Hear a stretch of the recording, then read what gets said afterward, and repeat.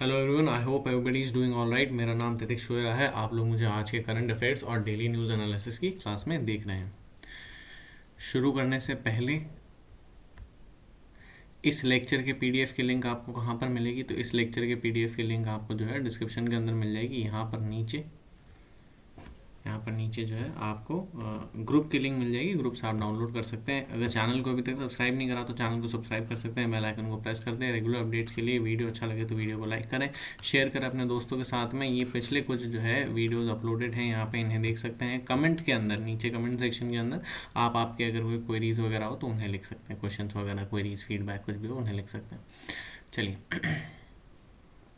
ये Telegram group है। Telegram group को ज्वाइन कर लें। टेलीग्राम ग्रुप के अंदर नोटिफिकेशंस को ऑन करते हैं, रेगुलर अपडेट्स जो भी आती रहती है उनके लिए। ठीक है, चलिए।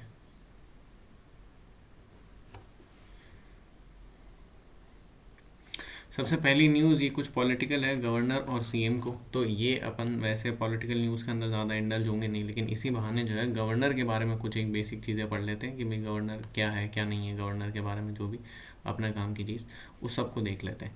ठीक है, शुरू करते हैं। तो कॉन्स्टिट्यूशन एनविसाजेस, यहाँ पर देखो सेम पैटर्न है। जो सेंटर के ऊपर है वही जो है, जो यूनियन लेवल पर, सेंट्रल लेवल पर है, वही पैटर्न कहाँ पर है? वही पैटर्न स्टेट के अंदर भी है, पार्लियामेंट्री सिस्टम के ऊपर भी है। पार्ट 6 के अंदर गवर्नर को मेंशन कर रखा है, सीओएम को मेंशन कर रखा है, स्टेट का जो सीओएम होगा उसे मेंशन कर रखा है। उसके अलावा अपना जो और कौन होंगे, देखो यहाँ पे देखो एडवोकेट जनरल होंगे स्टेट के, उन्हें मेंशन कर रखा है। ठीक है, तो ये सब दे रखा है यहाँ पे। उसके अलावा क्या चीज़ है? वाइस गवर्नर जैसा कोई भी ऑफिस नहीं होता है। जैसे वाइस प्रेसिडेंट का ऑफिस होता है तो इसे आप याद रख सकते हैं। चीफ एग्जीक्यूटिव वगैरह ये सारी बातें हो गई। बस लार्जली यही है इसके अंदर। अपॉइंटमेंट ऑफ गवर्नर की अगर बात करें तो ये सब, चलो ये जो मैंने ये सब जो स्क्रीनशॉट लगाए हैं कहाँ के हैं? लक्ष्मीकांत के हैं। वहाँ से जाके आप लोग आगे पढ़ सकते हैं, समझ में आया? ठीक है, लक्ष्मीकांत। अब यहाँ पर देखो, the governor is neither directly elected by the people nor indirectly elected by a special constituent electoral college. ये जो है कहाँ पर, न तो अब जैसे जो है न तो डायरेक्टली इनका इलेक्शन होता है, न ही इनडायरेक्ट इनका इलेक्शन होता है जैसे प्रेसिडेंट के केस में होता है। डायरेक्ट इलेक्शन किसके केस में? जनरल इलेक्शन के केस में होता है ना। ठीक है, एमपी एमएलए के केस में होता है डायरेक्ट इलेक्शन, ना ही इनडायरेक्ट इलेक्शन जैसा कि प्रेसिडेंट और वाइस प्रेसिडेंट के केस में होता है। ठीक है, ये दोनों ही चीज़ें नहीं होती है। तो क्या होता है, इन्हें तो जो है डायरेक्टली अपॉइंट किया जाता है। किसके द्वारा? प्रेसिडेंट के द्वारा। समझ में आया? वारंट के साथ में अपॉइंट करेंगे। और देखो, ये जो है एक इंडिपेंडेंट, वैसे जो है गवर्नर को क्या कहा जाता है? गवर्नर को एजेंट ऑफ सेंटर कहा जाता है, याद रखना। ठीक है, एजेंट ऑफ सेंटर कहा जाता है, लेकिन ये एक इंडिपेंडेंट ऑफिस होता है जो कि सेंटर के कंट्रोल में नहीं आता है या फिर सेंटर के सबऑर्डिनेट नहीं होता है। Always remember, not under the control of और subordinate to the central government. समझ में आया? ठीक है, सेंट्रल गवर्नमेंट से जो यूनियन का जो सीओएम है, ठीक है, उसका सबऑर्डिनेट भी नहीं है और उनके कंट्रोल में भी नहीं है। प्रेसिडेंट जो है इनको काफ़ी ज़्यादा रेगुलेट वगैरह करते हैं इनके जो भी प्रोसेस वगैरह को, लेकिन इसका ये मतलब नहीं है कि उनके सबऑर्डिनेट है। सेम केस जो है सुप्रीम कोर्ट और हाई कोर्ट के केस में भी आता है। समझ में आया? याद रखना। फिर क्या है, ये अपन ने कहाँ से लिया है? तो कनाडा से लिया है। इसको भी आप याद रख सकते हो कि ये जो ऑफिस ऑफ गवर्नर है, ऑफिस ऑफ गवर्नर अपन ने कहाँ से अडॉप्ट करा है? कैनेडियन कॉन्स्टिट्यूशन से अडॉप्ट करा है। वहाँ पर भी जो गवर्नर जनरल होते हैं उनके, वो सेंटर से स्टेट के अंदर गवर्नर्स को अपॉइंट करते हैं। आगे देखो, यहाँ पे कुछ जो है क्वालिफिकेशन दे रखी है। तो गवर्नर होने की सिर्फ दो ही क्वालिफिकेशन होती है। पहला कि वो सिटीजन होना चाहिए, और दूसरा उसकी जो है, उनकी जो एज है वो 35 ईयर्स कंप्लीट हो जानी चाहिए। समझ में आया? लेकिन इन दो क्वालिफिकेशन के साथ में कुछ कन्वेंशंस भी अटैच्ड हैं। वो कन्वेंशंस कौन से हैं? कन्वेंशंस भी वापस दो है। कन्वेंशन का मतलब मेरे ख्याल से आपको पता होगा, ऐसी प्रैक्टिस जो कहीं पर भी लिखी भी नहीं है, कोडिफाइड नहीं है, लेकिन उसके बावजूद भी काफ़ी सारे सालों से प्रैक्टिस की जा रही है, तो इसलिए उसे तोड़ा नहीं जाता। तो कन्वेंशन कितने हैं? कन्वेंशन दो हैं। पहला तो ये कन्वेंशन है कि जो भी गवर्नर होगा वो उस स्टेट का नहीं होगा, स्टेट से आउटसाइडर होगा। जैसे मान लो राजस्थान है, तो राजस्थान का जो भी गवर्नर होगा वो राजस्थान स्टेट से बिलोंग नहीं करेगा। समझ में? ठीक है, वो गुजरात से बिलोंग कर सकता है, किसी भी और स्टेट से, यूनियन टेरिटरी से, कहीं से भी बिलोंग कर सकता है, लेकिन राजस्थान से बिलोंग नहीं करेगा। अब इसके पीछे क्या लॉजिक है? इसके पीछे ये लॉजिक है कि अक्सर क्या होता है, जैसे मान लो अगर आपने स्टेट के अंदर गवर्नर बना दिया, जैसे मान लो एक पर्सन है वो राजस्थान का ही है और आपने उसको राजस्थान के अंदर ही गवर्नर बना दिया, तो जब आप राजस्थान में ही उसे गवर्नर बनाओगे तो क्या होगा, वो लेट से मान लो कि भाई वो सीएम नहीं बन पाया, चाहता तो सीएम बनना था लेकिन सीएम नहीं बन पाया, तो वो गवर्नर आपने उसको बना दिया, तो गवर्नर बनाने के बाद वो अपने सीएम बनने के एजेंडास को पूरा करेगा, एम्बिशंस को पूरा करेगा, और जो सीएम जो इलेक्टेड गवर्नमेंट है उनके बीच में जो है आनाकानी करता रहेगा, टांग अड़ाता रहेगा, समझ में आए? ठीक है, अपने जो भी पॉलिटिकल एजेंडाज हैं उनको पूरा करने के चक्कर में। तो इसीलिए क्या किया जाता है, इसीलिए इसी लॉजिक के साथ में जिस स्टेट का पर्सन है उस स्टेट के अंदर उसे गवर्नर नहीं बनाया जाता है। सेकंड एक बात ये भी है कि जो स्टेट के अंदर गवर्नर बनाया जाएगा, अब लेट्स से कि भाई गुजरात के अंदर किसी को गवर्नर बनाया गया, तो गुजरात के अंदर जब किसी को गवर्नर बनाया जाएगा तो गुजरात के जो चीफ मिनिस्टर है उनसे कंसल्ट किया जाएगा। इनका जो कंसल्टेशन है ये बाइंडिंग नहीं है, लेकिन इनसे कंसल्ट ज़रूर किया जाएगा, और ये कंसल्टेशन कौन करेगा? वही करेगा जो इन्हें अपॉइंट कर रहा है। तो अपॉइंट कौन कर रहा है? प्रेसिडेंट कर रहे हैं, समझ में है? ठीक है, president is required to consult the chief minister of the state. Required का मतलब ये नहीं है कि ये जो है कहीं पर भी कॉन्स्टिट्यूशन में या लॉ में कहीं पर भी लिखा हुआ है, कहीं पर भी लिखा हुआ नहीं है, ये बस एक कन्वेंशन है, याद रखना कन्वेंशन है। इतने सालों से जो है हर बार कंसल्ट किया जाता है, इसीलिए उस प्रैक्टिस को आगे कंटिन्यू किया जा रहा है। नेक्स्ट न्यूज़ यहाँ पर देखो, जो इसरो है तो इसरो का यहाँ पर जो मंगलयान 3 होगा, ठीक है, मंगलयान 3 के रिगार्डिंग जो है यहाँ पे कुछ न्यूज़ आई है जिसके अंदर ये बोला गया है कि LMV3 क्या होता है, देखो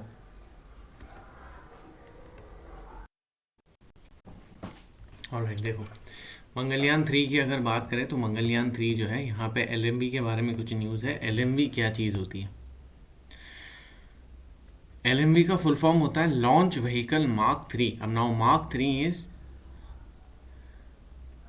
is kind of version type, तो ये स्पीड वगैरह के ऊपर बेस्ड होता है, ठीक है, स्पीड वगैरह के ऊपर बेस्ड होता है। लॉन्च व्हीकल मार्क 3 है ना, ये LMV3 इसके ऊपर जो है क्रायोजेनिक इंजन एक बनाया गया है। क्या बनाया गया है? क्रायोजेनिक इंजन बनाया गया है। Now important thing is what is cryogenic engine. इसके ऊपर पहले भी क्वेश्चन आ चुके हैं, आगे भी क्वेश्चन आ सकता है कि भाई ये क्रायोजेनिक इंजन क्या चीज़ होती है। तो सिंपल समझना, ऑक्सीजन और हाइड्रोजन इन दोनों को जो है टैंकर्स के अंदर रखा जाता है, ठीक है, ऑक्सीजन और हाइड्रोजन दोनों को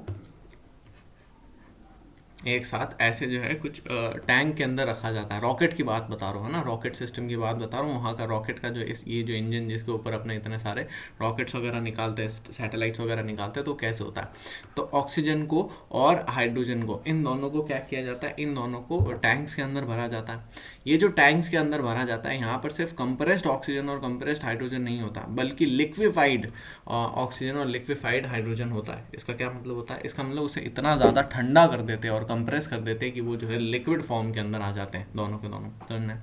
और इनके ऊपर प्रेशर बनाने के लिए ऊपर जो है हीलियम लगा के रखते हैं। क्या लगा के रखते हैं? हीलियम लगा के रखते हैं, समझ में?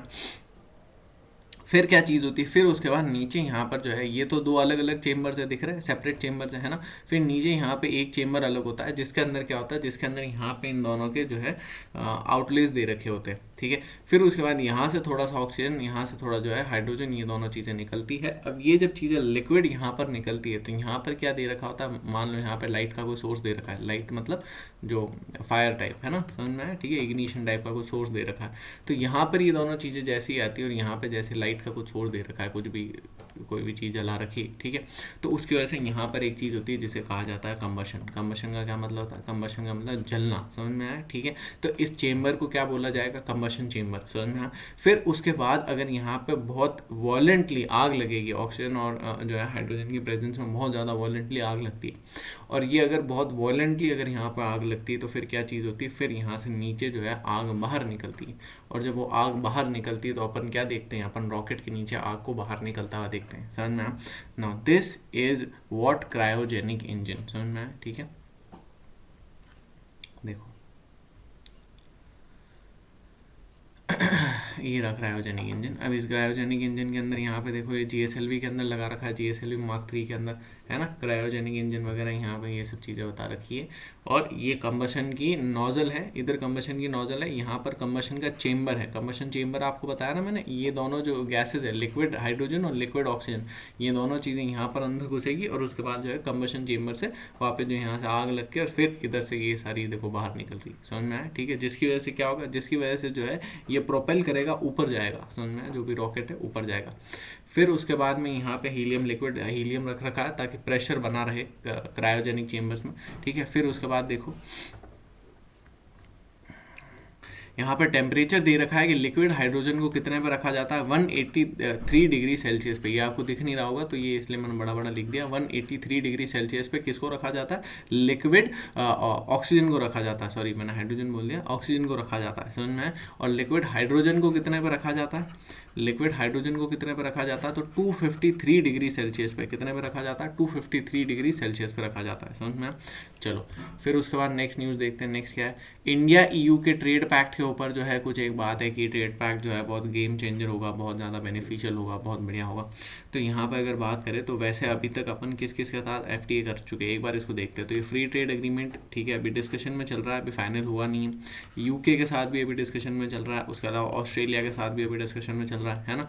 और भी अभी कनाडा ने प्रपोज करा है, अभी चल नहीं रहा है कनाडा के साथ में डिस्कशन में, है ना। फिर उसके अलावा क्या चीज़ है देखो, India Europe business and sustainability conclave के अंदर ये बात हुई है, जिसके अंदर इन्होंने ये बोला है कि फास्ट ट्रैक अप्रोच लाने की ज़रूरत है FTA नेगोशिएशंस को। FTA नेगोशिएशंस बहुत ज़्यादा लंबे चल रही हैं, जो फ्री ट्रेड एग्रीमेंट के नेगोशिएशंस हैं बहुत ज़्यादा लंबे टाइम से चल रहे हैं। और उसके अलावा क्या बात बोली गई, उसके अलावा यहाँ पे बोला गया कि FTA अपन ऑलरेडी UAE के साथ साइन कर चुके हैं और जो है ऑस्ट्रेलिया के साथ साइन कर चुके हैं। ऑल्दो ऑस्ट्रेलिया के साथ जो है वो पर से इतना पावरफुल नहीं है, एक और ज़्यादा पावरफुल एग्रीमेंट बनाने की भी बात हो रही है, वो इतना ज़्यादा पावरफुल नहीं है। ऑस्ट्रेलिया के साथ जो करा है 2022 में करा है, और UAE के साथ जो करा है वो शायद 21 में या 20 में करा है ना, 21 या 20 में करा है, ठीक है। फिर उसके अलावा क्या चीज़ है, एक्चुअली कंक्लूडेड रिकॉर्ड टाइम वगैरह ये सब चीज़ें। अब देखो EU की अगर अपन बात करें तो EU से क्या पहले कोई क्वेश्चन आए हैं प्री के अंदर, जैसे अगर अपन देखें तो हाँ मल्टीपल क्वेश्चंस आए हैं, काफ़ी सारे क्वेश्चंस आ चुके हैं। अपन यहाँ पे सिर्फ एक क्वेश्चन को डिस्कस कर रहे हैं, बाकी को फिर कभी डिस्कस करेंगे। यहाँ पर अगर इस एक क्वेश्चन की बात करें तो यहाँ पर देखो क्वेश्चन एक ही आया था, the experiment will employ a trio of spacecraft flying in formation in the shape of equilateral triangle that has sides 1 million kilometre long with lasers shining between the craft. The experiment in the question refers to, ठीक है। तो ये सारा आपका option है, इनमें से क्या आपका सही जवाब है। लीजा पाथ फाइंडर जो है ये इसका सही जवाब है। अब इसका क्या मतलब है और ये सब क्या बीमारी है वो समझाता हूँ। देखो यहाँ पर जो है लीजा पाथ फाइंडर, ये काफ़ी लंबे टाइम से प्लान किया जा रहा था यूरोपियन स्पेस एजेंसी का। ये देखो यूरोपियन स्पेस एजेंसी का ये जो है ये प्लान है। अब इस यूरोपियन स्पेस एजेंसी के इस प्लान के अंदर क्या था, तो जो ग्रेविटेशन है, ठीक है, यहाँ पर ग्रेविटेशनल वेव्स हैं उनको जो है मॉनिटर करना, और स्पेस टाइम जो बाहर जो चल रहा है, ठीक है, स्पेस के अंदर जो स्पेस एंड टाइम का कंसेप्ट है उसको मॉनिटर करना और देखना कि ये कब जो है रॉप होता है, ठीक है, नहीं गलत जवाब, रैप होता है, ठीक है, ऐसा जो भी बोलते हैं यार, इसको बोलना नहीं आ रहा, प्रोनाउंस करना नहीं आ रहा, ठीक है। इसका मतलब ये होता है कि जैसे यहाँ पर एक बॉडी है, बड़ी सी बॉडी है, तो उसके आसपास जो ये रैपिंग हो रही है, हाँ ठीक है, तो इसको बोलते हैं कि भाई ये स्पेस और टाइम जो है यहाँ पर आके बेंड हो गया, समझना। अब समझो इस एक्सपेरिमेंट के अंदर क्या चीज़ हो रही है वो समझना इंपॉर्टेंट है। इस एक्सपेरिमेंट के अंदर 3 सैटेलाइट्स को जो है स्पेस के अंदर भेजा गया। कितनी सैटेलाइट्स को भेजा गया, 3 सैटेलाइट्स को स्पेस के अंदर भेजा गया, और ऐसे जो है ट्राइंगुलर फॉर्मेशन के अंदर भेजा गया। यहाँ पे देखो trio of spacecraft flying in formation in the shape of a equilateral triangle, ठीक है, इक्विलेटरल ट्राइंगल। इनकी जो साइड है, एक साइड जो है वो एक साइड 1 मिलियन किलोमीटर लॉन्ग है, ये पूरी जो साइड है 1 मिलियन किलोमीटर लॉन्ग है। और इनके बीच में क्या करा गया, इनके बीच में जो है लेज़र से इनको कनेक्ट करा गया, ऐसे 1 मिलियन किलोमीटर की लेजर्स वगैरह चलाई गई और इनको जो है तीनों को कनेक्ट करा गया। और उसके बाद क्या चीज़ हुई है, हाँ सॉरी आज थोड़ा यार मेरा गला वगैरह ख़राब है, देखो उसके बाद क्या चीज़ हुई है, उसके बाद में जो है यहाँ पर इसको यहाँ से जो है ये करा गया और 1 मिलियन किलोमीटर लॉन्ग की लेज़र वगैरह इसको फायर कर गया। अब इन तीनों सैटेलाइट्स के अंदर कुछ ऐसा जो है इन्होंने सिस्टम लगा रखे थे, जिस सिस्टम से क्या होता है, जिस सिस्टम से ऊपर की जो पूरा पूरा सैटेलाइट है, वो पूरा का पूरा सैटेलाइट तो जो है सिर्फ एक कवर की तरह काम करता है। जो मेन जो यहाँ पे जो मशीन वगैरह है, वो मशीन क्या करती है, वो मशीन जो है ऊपर नीचे कितना सैटेलाइट ऊपर नीचे जा रही है, कर रही है, क्या हो रहा है, ठीक है, चेंज क्या हो रहा है, उसको जो है ध्यान रखती है। और यहाँ पे जो सैटेलाइट के आसपास क्या कर रखा था, सैटेलाइट के आसपास ऐसे छोटे छोटे प्रोपेलर्स टाइप लगा रखे थे ताकि वो जगह पर बने रहे। समझ में आया, ठीक है। जैसे अगर बहुत ज़्यादा इस तरफ चला जाता है तो यहाँ से थोड़ा प्रोपेलर चलता है, वापस उसको इधर ले जाता है, समझ में आया, इधर ले जाता है। फिर अगर मान लो कि थोड़ा ज़्यादा इस तरफ चला जाता है या कहीं और चला जाता है तो इधर से कुछ प्रोपेलर वगैरह चलता है और वो उसको इधर ले जाता है वापस, समझ में आया। तो उसको स्टेबिलिटी बना के रखने की कोशिश करेगी। और इसके बाद जो है इसके अंदर, इस ट्राइंगल के अंदर पूरा का पूरा जो है सिस्टम नापा गया, समझ में आया। तो ये है लीज़ा पाथ फाइंडर। काफ़ी ज़्यादा लंबे टाइम से ये जो है एस्पिरेशनल एक प्रोग्राम था, है ना। इसकी बात करें अगर, लेज़र इंटरफेरोमीटर स्पेस एंटीना, ठीक है, ये इसका पूरा नाम है, लेज़र इंटरफेरोमीटर स्पेस एंटीना। अगर इसकी बात करें तो इसने जो डेटा दिया काफ़ी ज़्यादा प्रॉमिसिंग डेटा था, है ना।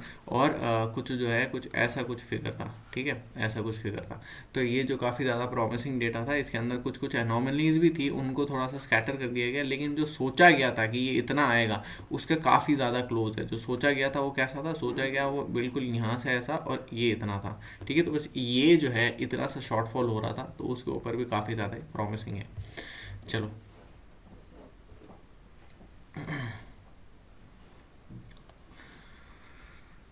यहाँ पे देखो, tiny ripples in the fabric of space time, ठीक है, और from astronomical sources LISA would be the first dedicated space based gravitational wave detector. It aims to measure gravitational waves directly by using laser interferometry, समझ में आया, interferometry. फिर उसके बाद क्या चीज़ है, proton beam therapy. Proton beam therapy क्या चीज़ होती है, प्रोटोन बीम थेरेपी जो है कैंसर को ट्रीट करने में काम आती है। किसको ट्रीट करने में काम आती है, कैंसर को ट्रीट करने में काम आती है। कैंसर को ट्रीट करने के, अगर आपको याद हो तो पहले अपन करंट अफेयर्स के अंदर देख चुके हैं, काफ़ी सारे अलग अलग मल्टीपल तरीके हैं, उनमें से एक है प्रोटोन बीम थेरेपी। इस प्रोटोन बीम थेरेपी के अंदर वापस से जो सॉलिड ट्यूमर्स होते हैं, इन सॉलिड ट्यूमर्स को जो है आसानी से टारगेट वगैरह किया जा सकता है। अगर इसकी बात करें तो ये कहाँ पर है, इंडिया के अंदर जैसे अपोलो जैसे हॉस्पिटल हो गए तो वहाँ पर है। और अपोलो जैसे हॉस्पिटल के अंदर ये बहुत चलती है, क्योंकि जो इसका ऑल्टरनेटिव है जो रेडिएशन थेरेपी के साथ इशू क्या होता है, रेडिएशन थेरेपी जो है बहुत ज़्यादा टॉक्सिक होती है और पूरी बॉडी के अंदर जो है उसके साइड इफ़ेक्ट्स देखने को मिलते हैं रेडिएशन थेरेपी के। वहीं जो प्रोटोन बीम थेरेपी होती है, इस प्रोटोन बीम थेरेपी इतनी ज़्यादा कंपैटिबली टॉक्सिक नहीं होती, इतने ज़्यादा साइड इफ़ेक्ट्स नहीं होते, और जो उसके एडजॉइनिंग ऑर्गन्स हैं, समझ में, वहाँ पर ये चीज़ नहीं होती। जैसे लेट से कि भाई है ना, कहीं पर भी कैंसर हो गया, यहाँ पे जैसे नेक कैंसर की बात हुई थी, ठीक है, अपन जो है नेक कैंसर ही पकड़ लेते हैं। ऐसे मान लो कि ये पर्सन है, पर्सन की ये गर्दन है, ठीक है। अब ये जो गर्दन है, ठीक है, ये जो पर्सन है और ये इसकी गर्दन है, अब इस गर्दन के आसपास, या गर्दन वाला यार थोड़ा सा वैसे हो जाएगा, ठीक है थोड़ी मेच्योरिटी के साथ समझना। जैसे प्रोस्टेट कैंसर की अगर मैं बात बताऊँ तो प्रोस्टेट कैंसर कहाँ होता है, मेल में होता है ना। तो मेल का जो रिप्रोडक्टिव एरियाज होते हैं उनके पास में एक जो है ऑर्गन टाइप होता है जिसका नाम होता है प्रोस्टेट। तो let's say this is prostate, ठीक है।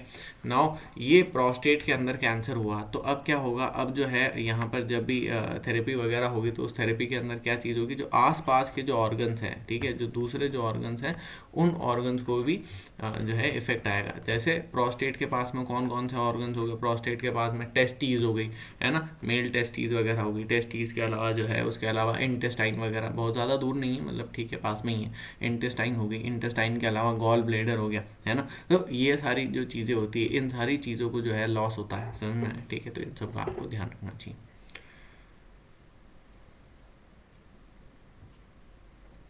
चलो फिर क्या चीज़ है, सॉलिड ट्यूमर्स, है ना। तो सॉलिड ट्यूमर्स को ये अच्छा एक्ट करता है उनके ऊपर और एडजॉइनिंग ऑर्गन्स को सेव कर देता है। बस बाकी कुछ ज़्यादा कुछ नहीं है, टाटा मेमोरियल वगैरह ये सब बातें। जो मेन जो इशू आ रहा है वो मेन इशू ये है कि एक तो ये जो है सिर्फ सॉलिड ट्यूमर्स के ऊपर ही काम कर सकता है ना। व्हाट आर सॉलिड ट्यूमर्स, देखो जब कैंसर सेल्स जो हैं, जो कैंसर सेल्स होते हैं जब वो इकट्ठे हो जाते हैं एक जगह पे तो उसको बोलते हैं सॉलिड ट्यूमर, समझ में।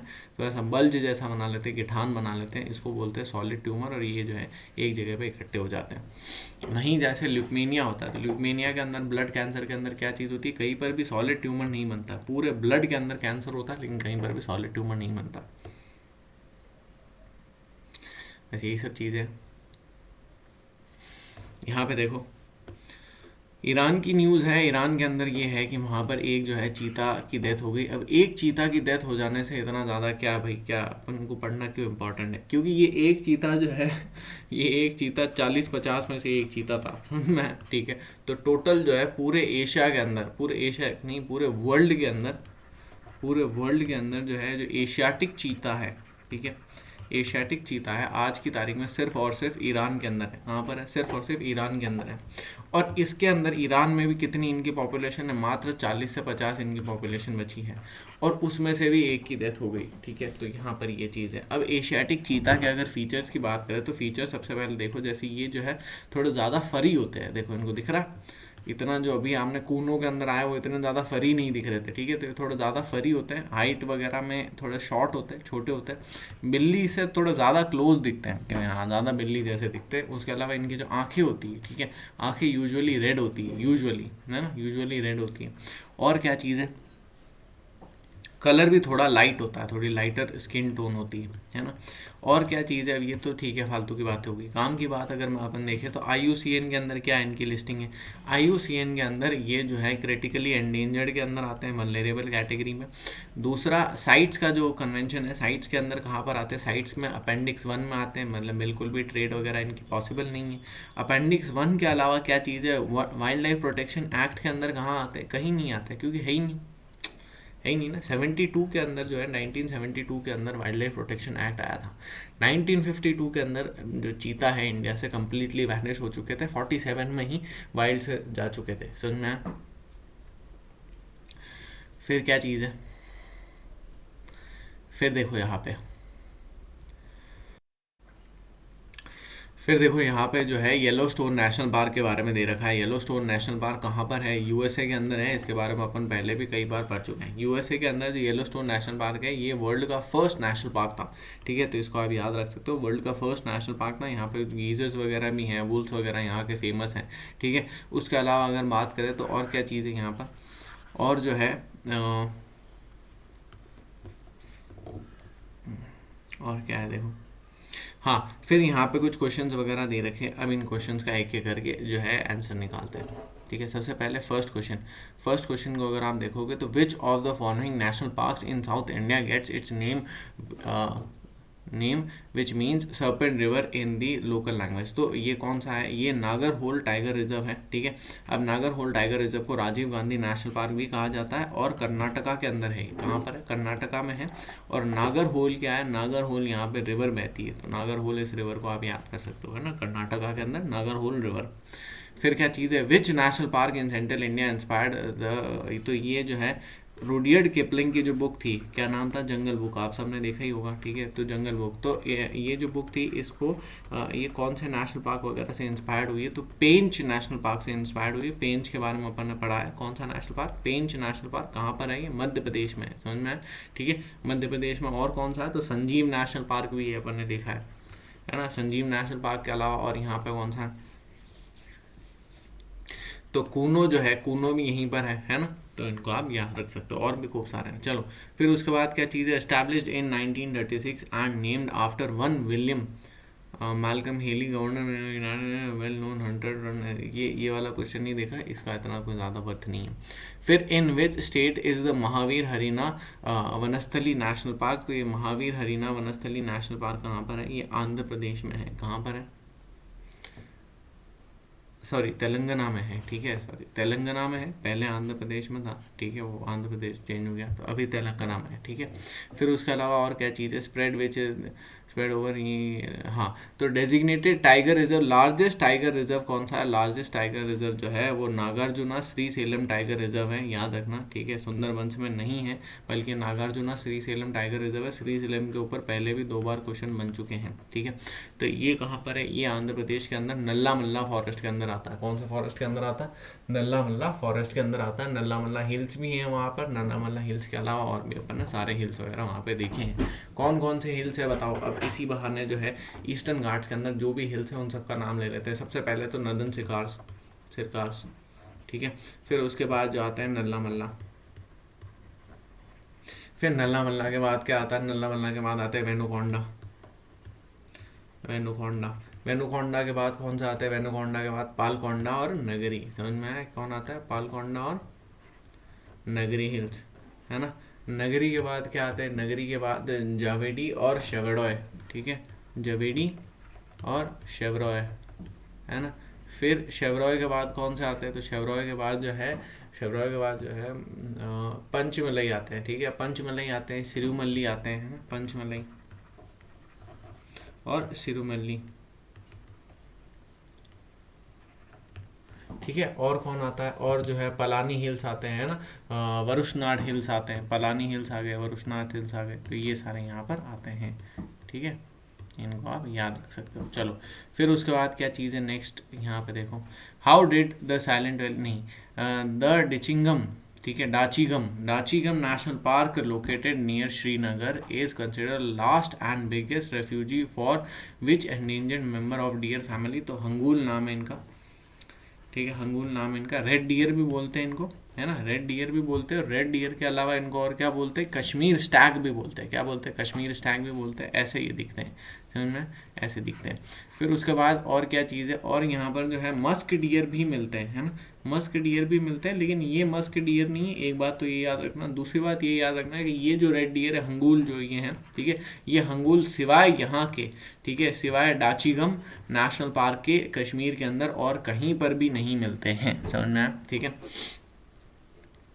कॉज ऑफ, अब ये देखो जो है नेक्स्ट क्वेश्चन आया था, उसके अंदर ये था कि साइलेंट वैली जो नेशनल पार्क है, साइलेंट वैली नेशनल पार्क को नाम किसके ऊपर दे रखा है, तो साइलेंट वैली नेशनल पार्क को ब्रिटिशर्स ने ही नाम दिया था। और जो परसीव्ड प्रेजेंस थी, परसीव्ड प्रेजेंस मतलब ऐसा उन्हें लगा था कि यहाँ पर जो नॉइजी सिकाडाज होते हैं, ठीक है, सिकाडाज होते हैं, वो नहीं है। अब ये सिकाडाज कौन से होते हैं, ऐसे ये जो है ऐसे बग्स टाइप होते हैं, ये ज़मीन में से निकलते हैं, ठीक है, और उसके बाद इधर उधर उड़ते रहते हैं, जो भी करते रहते हैं। अब ये जो सिकाडाज, ये जो बग्स होते हैं ना, इन बग्स की एक जो है अलग सी एक डिस्टिंक्टिव नॉइज़ होती है, ठीक है। आप यूट्यूब के ऊपर जाके जो है सर्च कर सकते हैं कि इनकी आवाज़ कैसी होती है, नॉइजी सिकाड़ा डाल देना तो आ जाएंगे, 2-4 ऐसे शॉर्ट वीडियोस आ जाएंगे, उनको देख लेना।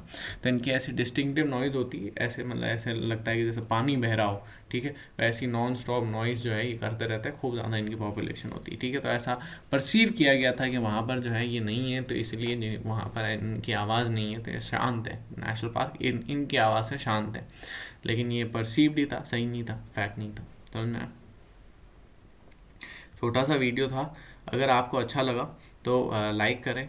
कुछ भी आपका कमेंट जो है, क्वेश्चन है, क्वेरी है, फीडबैक है, तो उसे कमेंट सेक्शन के अंदर लिखें। ज़्यादा से ज़्यादा दोस्तों के साथ, फैमिली फ्रेंड्स के साथ शेयर करें।